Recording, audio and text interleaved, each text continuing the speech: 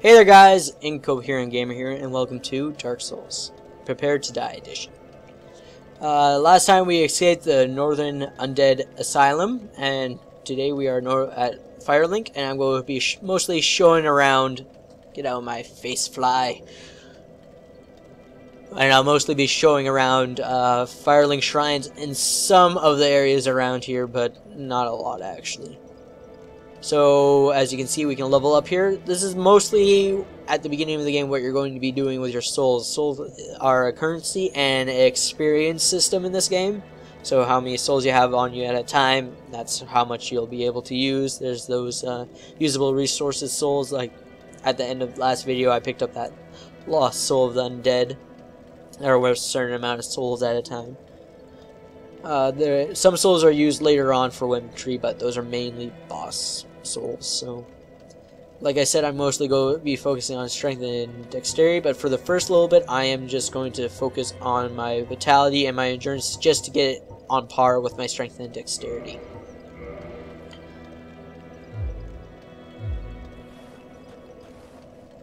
So let's go talk to this fellow. He's the crestfallen warrior. Well, what do we have here? You must be a new arrival. Let me guess. Fate of the undead, right? Well, you're not the first. But there's no salvation here. You'd have done better to rot in the undead asylum. But too late now. Well, since you're here, let me help you out. There are actually two bells of awakening. One's up above in the undead church. The other is far, far below, in the ruins at the base of Blight Town. Ring them both, and something happens. Brilliant, right? Not much to go on, but I have a feeling that won't stop you. So, off you go. It is why you came, isn't it? To this accursed land of the undead? The thing you'll notice about any NPC of this game is they like to laugh. I guess it's kind of good to have laughter in such a desolate place. So what he was talking about here is Oscar last time was talking about this prophecy and this saying his family had about an undead being chosen and waking the bell. He only talked about one bell, but since we're here, we learned there's two. One up over there at an undead church and one below us at a ruins. So our first quest is to go and ring those two bells of awakening. He also made note of the fact that we are not the first, and we will probably not be the last who go on this this quest.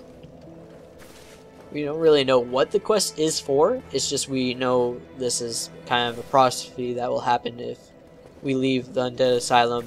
We might be the chosen undead, whatever that means. So we can come over here to this dead body by the well and get 3 usable humanity. Over here we'll meet another NPC. Now, I'm just going to say this right now. I'm pretty bad at remembering these guys' names. I'm really bad at remembering names just in general in life unless I use them almost daily. So I might get them wrong, but I do have his written right out in front of me, and they usually do say it, so. Hello there. I believe we are not acquainted. I am Petrus of Firelink. Have you business with us? If not, I'd prefer to keep a distance, if possible. So Petrus here doesn't really like hallowed, don't really like the undead. He's a member of the Way of the Light, and these are the main guys who put the undeads in the asylums, like the one we just came from, so it's kind of understandable that he doesn't really want to talk to us, but if we continue to keep on talking to him... Hello there. I realize that I have requested that we retain our distance, but I also want you to know that it is not meant in ill will. Here, take this, as a token of peace. No, go ahead. It's for you. So we got the copper coin. Pretty useless unless you're part of his covenant. Also, if you just heard there was a bell ringing, that means someone online right now just actually rung one of the bells of awakening. So that's actually a very nice touch. I like what they added here. Oh my, you again. Oh, I know. How about this? I have to await my companions here anyway. So what if I were to teach you some miracles? Would that please you? Why, yes, it would. Very well. Then first, a covenant with the gods. So join his covenant, abandon former covenants. There is some penalties for abandoning covenants that you're currently part of, but most of the time they won't really show up unless you go really deep into, or not that deep, but gain a couple levels into the covenant. So we will join him with the intention of leaving later. His is an alright covenant, I believe. It has some points to it, but I don't think it's not that much. Okay, can you? Now let me share my miracles. Only their ultimate effectiveness will be determined by your efforts and your faith. Okay, so from here we can purchase items. He has a couple of good miracles, so if you started as a cleric, this is probably mainly where you're going to buy your spells for the first little while. If you have somewhat decent, what's the word I'm looking for? Faith stat. Heal is actually a pretty good one to get. You only need 12 faith to actually use it. It's a pretty good one. It's just another, basically a couple more Estus flasks for you to use, though they're a little longer to actually use. So they're best to use out of battle and then Estus flasks in battle, kind of thing.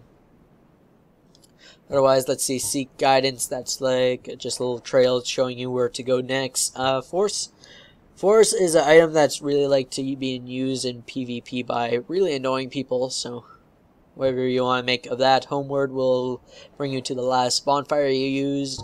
Great heal is just a better heal, and that's about it. What he has. Let's see what he has, and he has some talismans, which is, I believe, what you have to use miracles. Once again, I haven't gone and done any sorcery or miracles other than pyromancy and stuff like that, so I really don't know too much about these guys.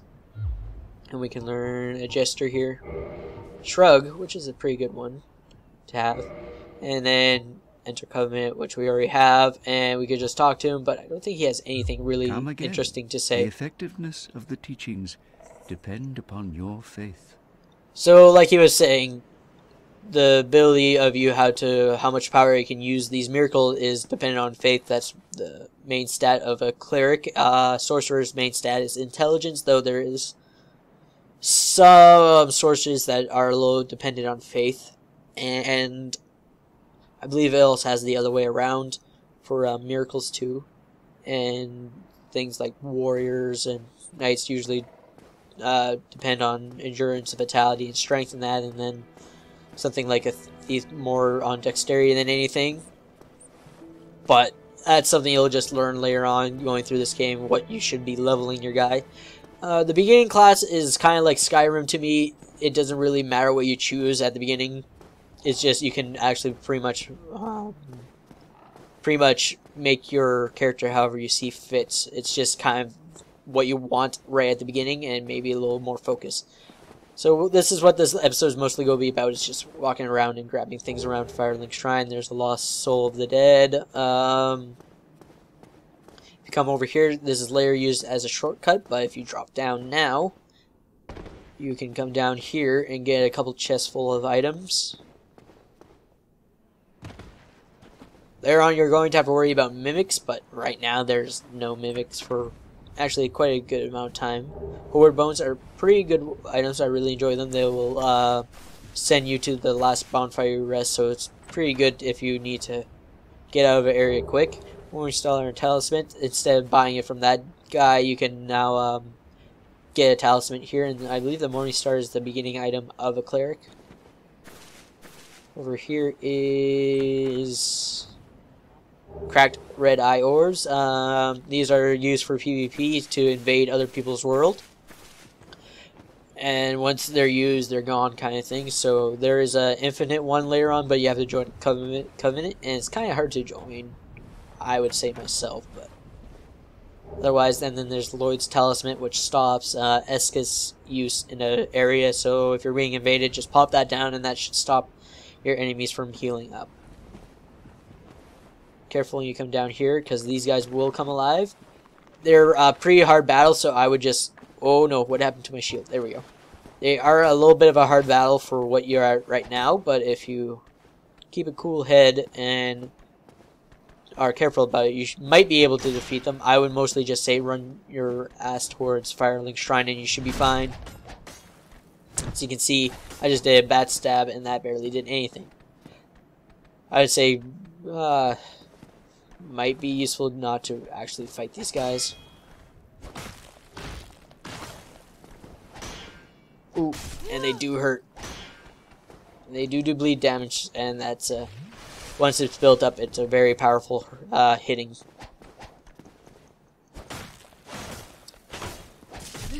Ooh, jeez. These guys are a lot tougher than I remember them being this early.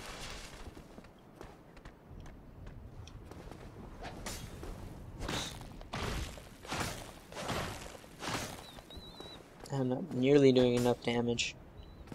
It's okay for right now. Your stamina takes a longer time to regenerate if you have your shield up, so if you need time to regenerate some stamina, take a couple steps back and lower your shield and you should be fine.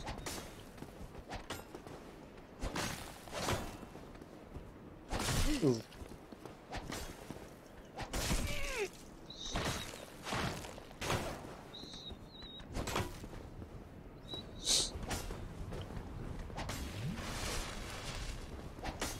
If you are able to beat these guys, these are a little good source of souls early on. 50 is actually pretty good at this point. Not so good later on. Oh no, I did not mean to fall in that area. We're okay. Those skulls over there didn't reform. And here's where you would grab the binoculars. So like I said, if you're okay with taking a little while to actually do battles, you can actually go grab those if you want, instead of having to get them as a gift. Not 100% sure where they are right now. I know for sure that isn't it. I believe that's a Skimir. I think it's over by that gravestone right where my head is. I believe that's where the binoculars is if you want to go run and get it. Otherwise, a couple other more interesting points. You can see the crow that brought us here, which is kind of neat, little detail to add. Try and remember how to get to that soul right now. I believe if you just go behind here, you should be able to get to it. Item, not soul, because I think this is an actual item, not just a resourceable soul. Though I might call it souls every once in a while just because it kind of looks like a soul to me. Oh, it is a soul. Anyways, this area is a little more useful later on. You can see that chest is open already. I don't think there's any way of possibly opening that chest at all, so don't even bother trying to figure it out. There's a couple other areas of note and an NPC here that I will show off.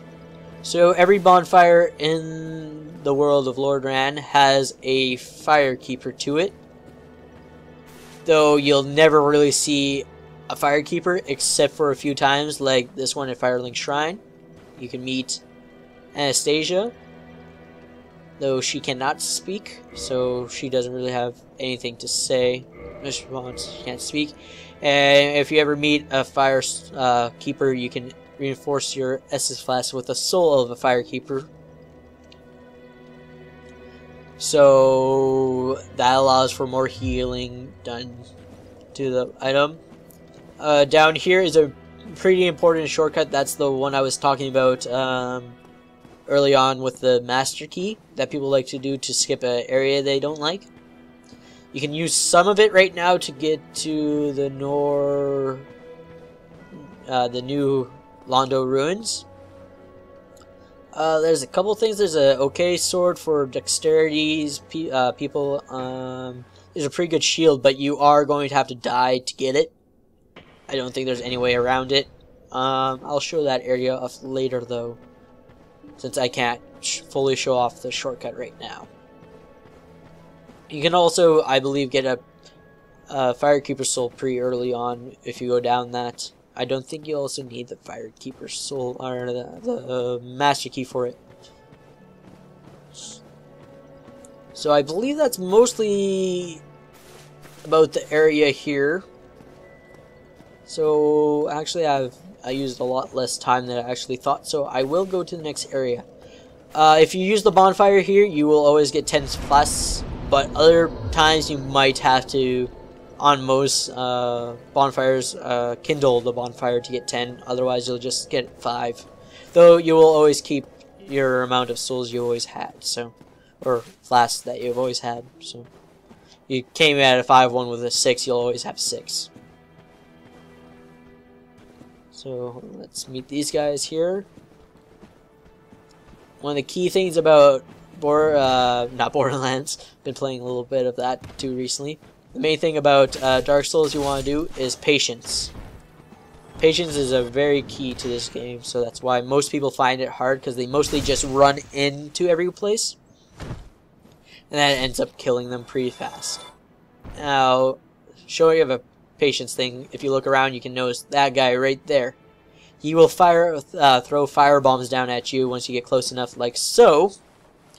And pretty early on, unless you have, like, I believe the Pyromancer has a somewhat decent fire resistance set, so this will actually hurt you a lot if you don't do it. So let's just get this guy back here.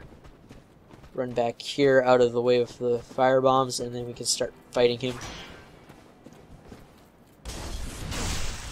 Most of these shield guys I would say to be a little bit safe on early on, as they can be surprisingly hard, but as of right now I can go through this area pretty easily myself.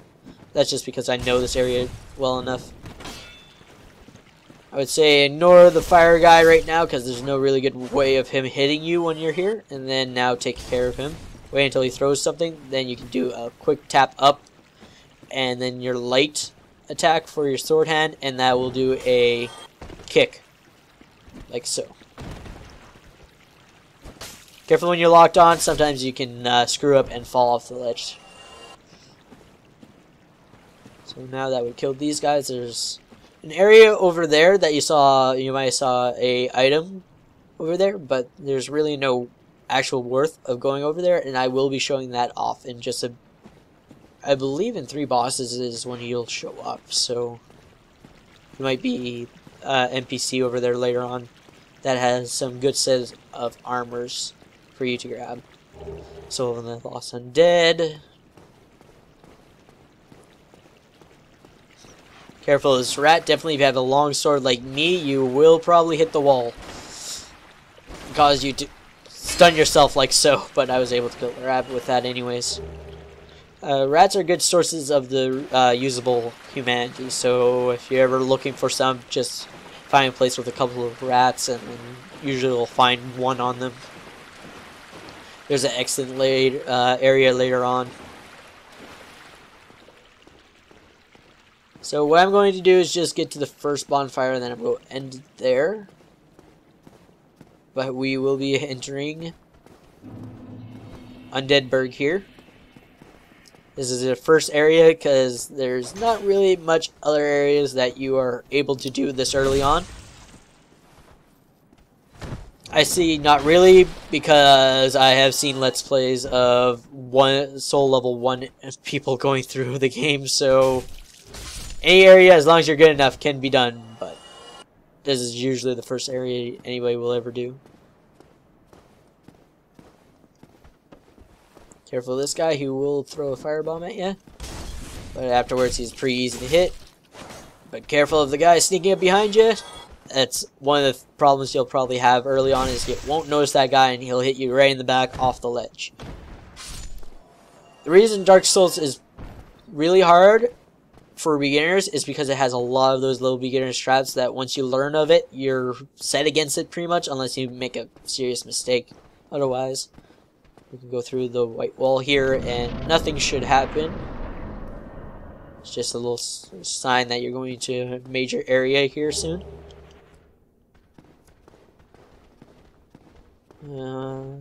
If we don't bother trying to jump over that, I believe it's impossible from this side. You have to get to an area later on to get over there. So careful walking up, don't go too far. I believe that guy can actually hit you when he lands there, so just be a little wary of the dragon there. So let's just see if we can get these guys without... Oh, no. Crossbow guy did see me. He's part of the problem. This one is just that guy's constantly throwing arrows at you, so it's a little harder to battle guys up here without getting hit. Okay, there's a guy behind that barricade, and there's one up on the stairs. We'll probably get the attention of the guy on the barricade first. Nope, we got the guy on the stairs. Oh no, I didn't mean to get the guy with the barricade too. Shoot. It's okay. It's okay. I am able to do pretty well against a couple guys at a time, so I think we'll be fine. I have enough damage to take care of them, and plus the reach on these things. Though I hope these guys will drop a short sword soon, so I don't have to buy it later. So that's my preferred weapon earlier on, is a short sword, just upgraded a bit. We'll go down here, we'll take care of the crossbow guy, and then I will end it, as the bonfire is just up there for our first bonfire in this area. Over here, you don't need a key for this, you can just walk in. Most people say you need the master key or whatever, but you don't, as I just proved there with me using the old witch's ring. And you can get yourself a wooden sword. It's a okay item. It's probably better than my item that I have right now for my warrior, as the heater shield is not that great, so I might switch over to it. And over here is our first bonfire of Undead Burg. So here it is. So I'm just going to say this now. This becomes actually kind of an important bonfire later on. So if you have grabbed a couple humanities from these things, I would suggest reversing hollowing, which is what you have to do first to become human. And then once you're human, you can kindle. And then you can have that set up for 10 Estus flasks. It's not really needed, but this area does come important later on. So you can either do it now if you have a couple, or later when you have a couple, kind of thing. Before we end here, I am going to add some... Actually, we're kind of close to another level, so I will go to this and use... I'll probably go to 800, so yeah, one more. Oh, that might be close, actually. I will upgrade my strength and dexterity both in one. Oh, it's so close. You know what I'm going to do? Instead of using one of these again, I'm just going to run out there, kill that crossbow guy. So you can see once you use a bonfire, all enemies will respawn. There's a couple choice fews that won't, but otherwise most enemies will respawn. So this guy right here. Hopefully I'll kill that guy before. Ooh, nope. Almost though. There we go. Oh, by the way, bonfire guys there, so careful about battling too close to that bridge there.